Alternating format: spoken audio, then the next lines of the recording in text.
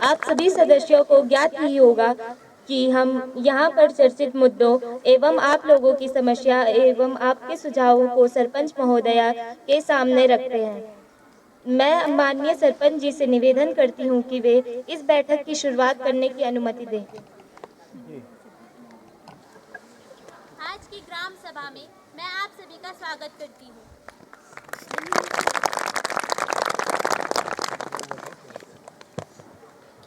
जैसे कि आप सभी जानते ही हैं, ग्राम सभा का मेन उद्देश्य होता है आप सभी के बीच में जागरूकता फैलाना और गांव का विकास करना। इसी क्रम में मैं इस बैठक की शुरुआत की अनुमति देती हूँ।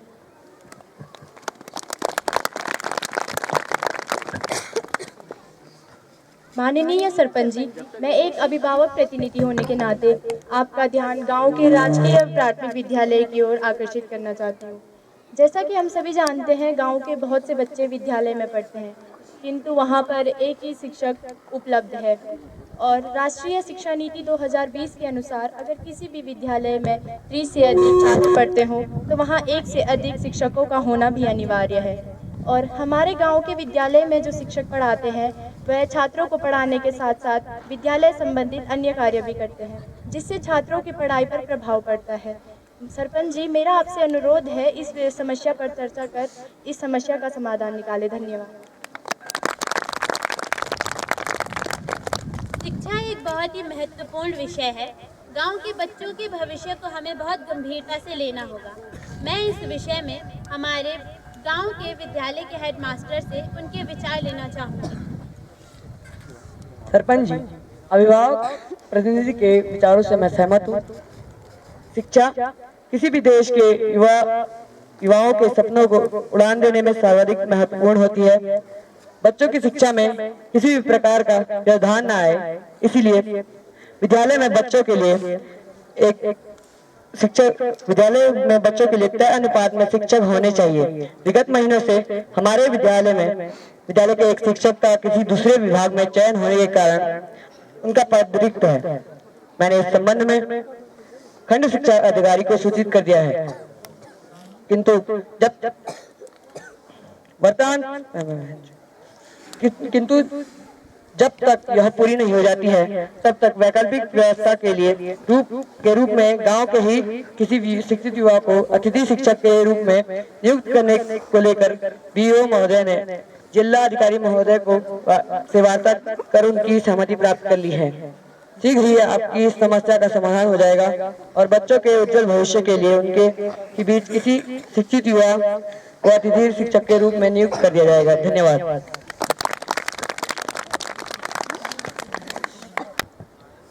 माननीय सरपंच महोदया, मैं आपका ध्यान एक समस्या की ओर आकर्षित करना चाहती हूँ, जो कि स्वास्थ्य से संबंधित है। हमारे गांव में स्वास्थ्य सुविधा न होने के कारण लोगों को एक लंबी दूरी तय करनी पड़ती है। कई बार कई घटनाएं घट जाती है। इस समस्या के समाधान हेतु मैं एक सुझाव देना चाहती हूँ। धन्यवाद महोदया। मैं इस समस्या के सुझाव में यह कहना चाहती हूँ कि हर सप्ताह शहर से डॉक्टरों की एक टीम बुलाई जाए, जो कि लोगों की नियमित जांच कर उन्हें दवाइयाँ उपलब्ध कराएं। और हम किसी एनजीओ जैसे सेवा इंटरनेशनल से बात कर महीने में एक बार रक्त जांच व अल्ट्रासाउंड की भी व्यवस्था उपलब्ध कराएंगे। धन्यवाद महोदया। यदि हमारे गांव के लोग यहाँ स्वस्थ रहेंगे तो गांव का विकास किस प्रकार से होगा। इस संबंध में माननीय सदस्य, हमें आपके विचार बहुत ही सराहनीय लगे। मैं स्वास्थ्य विभाग से इस संबंध में स्वयं बात करूंगी और एनजीओ जैसे संगठनों से जुड़ने का प्रयास करूंगी, ताकि मेरे गांव में हर प्रकार की व्यवस्थाएं उपलब्ध रहें। माननीय सरपंच महोदय को मेरा प्रणाम। मैं आपका ध्यान एक बहुत गंभीर समस्या की ओर आकर्षित करना चाहती हूँ, जो कि टूरिज्म से संबंधित है। समय के साथ साथ हमारे गांव में यात्रियों का आना बढ़ रहा है, जो कि हमारे लिए कई प्रकार से लाभदायक है। इससे हमारी आर्थिक स्थिति में सुधार होता है व हमें नई चीज़ें सीखने का मौका मिलता है। परंतु महोदया, इसके कुछ नकारात्मक पहलू भी हैं, जैसे कि कचरे की मात्रा में वृद्धि। इससे बाहर से आने वाले यात्रियों के मन में हमारे गांव के प्रति खराब छवि बनती है व पर्यावरण भी प्रदूषित होता है। महोदया, मैं इसके समाधान हेतु कुछ सुझाव देना चाहूँगी। मेरा मानना यह है कि हमें अपने गांव में हर 10 मीटर की दूरी पर एक डस्टबिन लगाना चाहिए ताकि लोगों को असुविधा ना हो। वह ये डस्टबिन ग्रीन डस्टबिन होना चाहिए। ग्रीन डस्टबिन यानी गांव में पाए जाने वाले बांस से बनाए जाने वाले डस्टबिन। इससे रोजगार के अवसर भी बढ़ेंगे व पर्यावरण भी प्रदूषित नहीं होगा। हमने एशिया के सबसे स्वच्छ गाँव मॉलिंगनोम के बारे में तो सुना ही है। ये हमारे लिए एक आदर्श है। वह हम अपने गाँव को भी सबसे स्वच्छ बनाने की पूरी कोशिश करेंगे। धन्यवाद महोदय। पर्यावरण के संदर्भ में मुझे आपके विचार अति उत्तम लगे। मैं ग्राम पंचायत के साथ इस विषय में चर्चा कर आपके कहे गए हर तथ्य पर पुनः चर्चा करेंगे और शीघ्र अतिशीघ्र गांव में डस्टबिन उपलब्ध करवाएंगे। माननीय सरपंच जी, आपसे मेरा यह अनुरोध है कि हमारे गांव में एक भी खेल का मैदान नहीं है, जिस कारण हमारे गांव के युवा खिलाड़ी अपने कौशल को नहीं दिखा पाते हैं। कहीं न कहीं एक मैदान की कमी की वजह से वह अपने कौशल को दिखाने से वंचित रह जाते हैं। और खेल एक ऐसा विषय है जिससे कि युवाओं का मानसिक और शारीरिक विकास होता है। अतः युवा खेल में अच्छा करते हैं, वह इससे अपने भविष्य का निर्माण कर सकते हैं। और हमारे भारत वंश में न जाने ऐसे कितने खिलाड़ी हुए हैं जिनके परिवार की आर्थिक स्थिति पहले ठीक नहीं थी, लेकिन उन्होंने अपने खेल के माध्यम से अपनी आर्थिक स्थिति को सुधारा और साथ ही साथ अपने भारत व अपना नाम रोशन किया। तो मैं सरपंच जी से यह अनुरोध करना चाहता हूँ कि हमारे गांव में एक खेल का मैदान बनवाने की कृपा करें। धन्यवाद। खेल युवा पीढ़ी के जीवन का एक अहम हिस्सा है। जिस तरह से शिक्षा का अपना महत्व है, ठीक उसी तरीके से खेल का भी अपना एक महत्व है। मैं इस संदर्भ में हमारे गांव के खेल एवं संस्कृति प्रमुख से उनके विचार लेना चाहूँगी। सरपंच महोदय, मैं माननीय सदस्य का धन्यवाद करना चाहूँगी कि उन्होंने मेरा ध्यान गांव की एक बहुत महत्वपूर्ण समस्या की ओर आकर्षित किया है। मैं मानती हूँ कि खेल युवाओं के शारीरिक व मानसिक विकास के लिए एक अहम भूमिका निभाता है। नीरज चोपड़ा, मैरी कॉम और संबंध आर्थिक रूप से समृद्ध किया है। खेल क्रिकेट की लोकप्रियता को तो आप जानते ही होंगे। भारत में सबसे ज़्यादा खेले जाने वाला खेल क्रिकेट ही है इस समय। अब इसी कड़ी में मैं महिलाओं की तरफ भी ध्यान देना चाहती हूँ।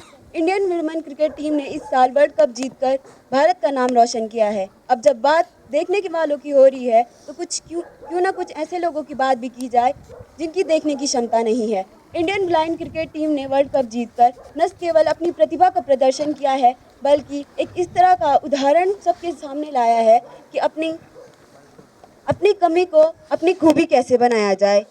हमारे इसी विद्यालय के 2 छात्र जिन्होंने MMA जैसे खेल में अपना नाम और इस क्षेत्र का नाम रोशन किया है। अगर इन खिलाड़ियों को खेलने का अवसर नहीं मिलता तो ये समय के साथ गुमनामी के अंधेरे में खो जाते। महोदय, जब मैं शाम के समय बच्चों को खेतों में खेलते देखती हूँ तो मेरा मन करता है कि मैं इनको खेल का मैदान उपलब्ध कराऊं, पर कुछ कारणवश खेल का मैदान हम उपलब्ध नहीं करा पा रहे हैं, क्योंकि कुछ गांव वाले अपनी ज़मीन देने के लिए राज़ी नहीं है। जैसे ही वे लोग मान जाएंगे, हम उनके लिए खेल का मैदान उपलब्ध करा देंगे। और साथ ही हमने खेल अधिकारियों से भी बात की है कि वे हमारे गांव में मैदान बनाएं और बहुत सारे कार्यक्रमों से हमारे गांव के लोगों को जोड़ें। धन्यवाद। आपके विचार हमें बहुत ही सराहनीय लगे। खेल से संबंधित चर्चा के लिए मैं एक और बैठक का आयोजन करवाऊंगी, जिससे शीघ्र अतिशीघ्र हमारे गांव के बच्चों को खेलने में कोई परेशानी ना हो। माननीय सरपंच जी, मैं इस सभा में अपना एक सुझाव प्रस्तुत करना चाहता हूं। जैसा कि आप जानते हैं, यह क्षेत्र एक तीर्थ स्थल क्षेत्र है और यहाँ भारी मात्रा में बाहर से लोग भी घूमने आते हैं। मेरे बात इस ध्यान पर आकर्षित है कि जब यहाँ 6 महीने सीजन चलता है, उस वक्त यहाँ व्यवसाय और रोजगार की कोई कमी नहीं रह जाती है।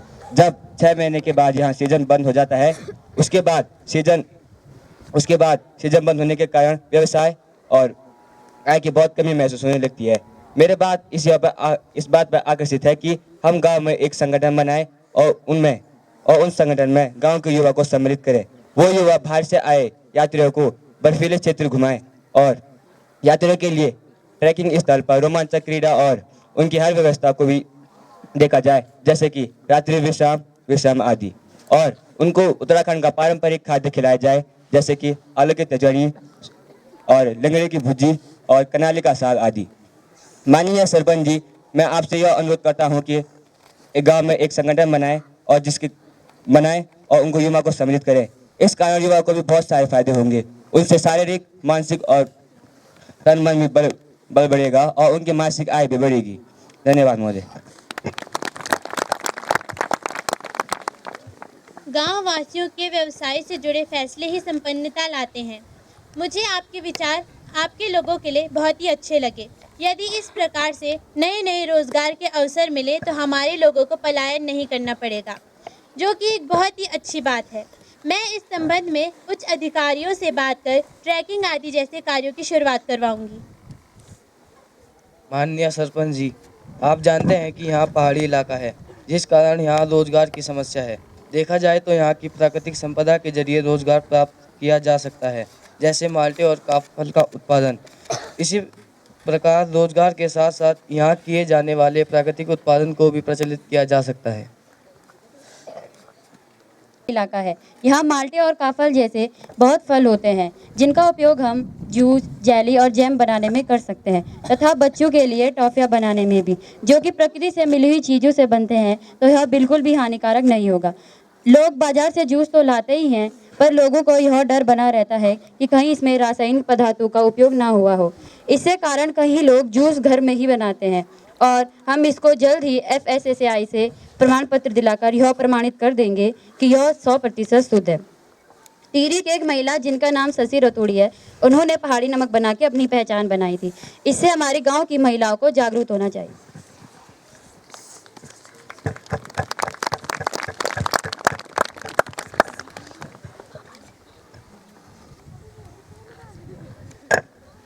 माननीय सरपंच जी, मैं एक SHG अध्यक्ष होने के नाते इस सभा में एक सुझाव प्रकट करना चाहता हूँ। जैसा कि हमारा गांव एक फूलों का अच्छा उत्पादक है तथा यहाँ मंदिरों की संख्या भी बहुत है। मेरा मानना है कि अगर हम इन फूलों को मंदिर तक पहुँचाएँ और इन्हें छोटी छोटी दुकानों के माध्यम से बेचें, जिससे रोजगार बढ़ेगा, तथा अगर इन पुराने अर्पित किए गए फूलों से अगरबत्ती भी बन जाएगी और युवाओं को थोड़ा रोजगार भी मिल जाएगा। धन्यवाद। रोजगार से जुड़े आपके विचार हमें बहुत ही योग्य लगे। मैं चाहती हूँ इस विषय में रोजगार सहायक अपने सुझाव प्रकट करें।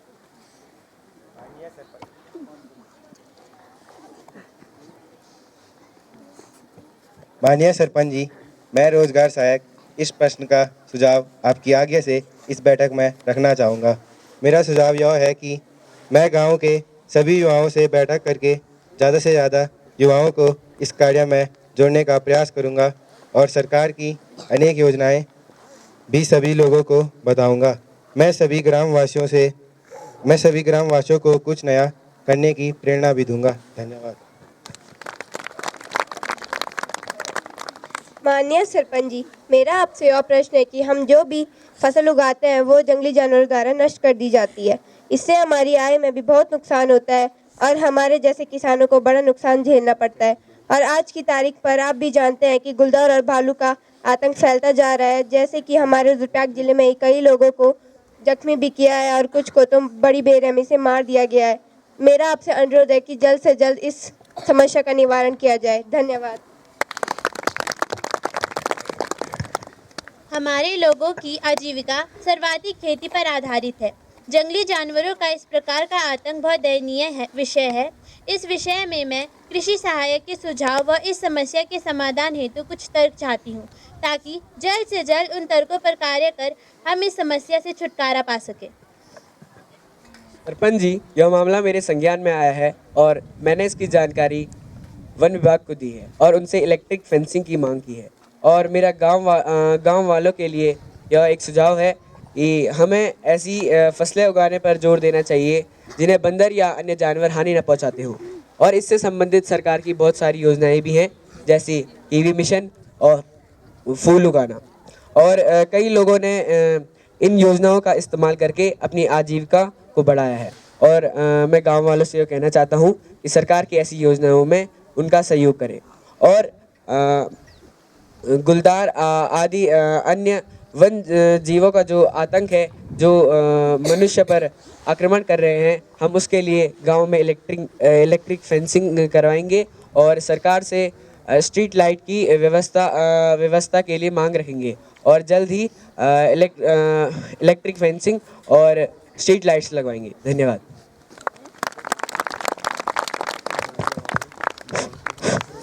माननीय सरपंच जी, हमारे गांव की समस्या यह है कि हमारे गांव के बच्चों को समय पर पोलियो की वैक्सीन नहीं लगाई जा रही है, जिस कारण परिवार के बड़ों को चिंता बनी रहती है। कृपया इस समस्या का कुछ निवारण करें। धन्यवाद। माननीय सरपंच जी, मैं आशा वर्कर आपके इस कथन से सहमत हूँ तथा आपकी इस समस्या को समझ सकती हूँ। हम अपनी तरफ से पूर्ण कोशिश करते हैं कि बच्चों को समय पर वैक्सीनेशन दिया जाए, किंतु आपदा के कारण हमारे गांव की तरफ आने वाले रोड बीच में क्षतिग्रस्त है, जिस वजह से जो हमने वैक्सीनेशन का सामान मंगाया है वह हम कभी कभी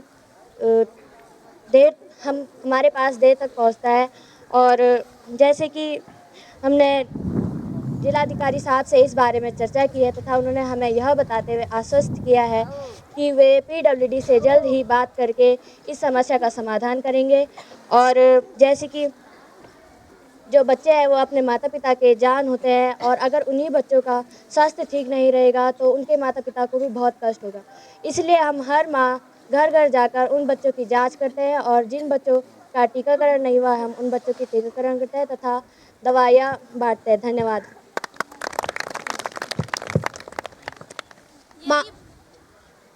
माननीय यदि बच्चों के विकास के विषय की बात है तो मैं कल ही PWD के अधिकारियों से मिलने का प्रयास करूंगी और इस समस्या का समाधान निकालूंगी। माननीय सरपंच जी, मैं अपना प्रश्न आंगनबाड़ी कार्यकर्ती से पूछना चाहती हूँ। हमारे गांव के हर बच्चा आंगनबाड़ी में पढ़ने जाता है, परंतु वहाँ उनकी शिक्षा की कोई भी व्यवस्था नहीं है और ना ही उनकी रेखदेख करी जाती है। उनके लिए वहाँ पोषण की व्यवस्था भी नहीं है और ना ही खेल खिलौनों की व्यवस्था है। हमारी क्षेत्र की आंगनबाड़ी हमें किसी भी इस योजना की सूचना नहीं देती है और जो हमें हर महीने आहार मिलता है उसकी जो क्वालिटी और क्वांटिटी है वो भी बहुत ही ज़्यादा बेकार रहती है। इस विषय में मैं अपनी क्षेत्र की आंगनबाड़ी अलाश्का नेगी से उनका तर्क जानना चाहती हूँ। सभा में उपस्थित सभी लोगों को मेरा सादर प्रणाम। जैसा कि माननीय सदस्य जागृति भट्ट जी ने कहा कि आंगनबाड़ी में गांव के बच्चों की सही ढंग से देखरेख नहीं की जाती है तथा उनका सही ढंग से पालन पोषण नहीं किया जाता है, उन्हें सही गुणवत्ता का आहार नहीं दिया जाता है। तो मैं उन्हें यह बात बताना चाहती हूँ कि हम आंगनबाड़ी में अपनी पूरी कोशिश करते हैं कि हम बच्चों की देखरेख सही ढंग से करें और बच्चे भी हमारे साथ बहुत अच्छी तरीके से रहते हैं।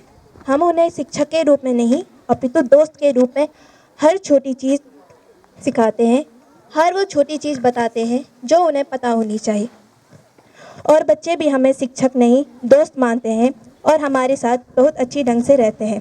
तथा रही बात उनके खेलने के सामान की, तो आंगनबाड़ी में बच्चों के लिए स्लाइड, झूला, फुटबॉल, वॉलीबॉल, गेंद जैसी आदि चीज़ें उपलब्ध हैं तथा कुछ ऐसे खिलौने भी हैं जिनसे वे पढ़ते भी हैं और खेलते भी हैं तथा वह छोटी छोटी चीज़ें जैसे ABCD और आ तथा गिनतियाँ जोड़ना घटाना सीखते हैं और हमने ऐसी ही और चीज़ें आगे से मंगवाई हैं जिनसे वे खेलें कूदें और कुछ सीखें।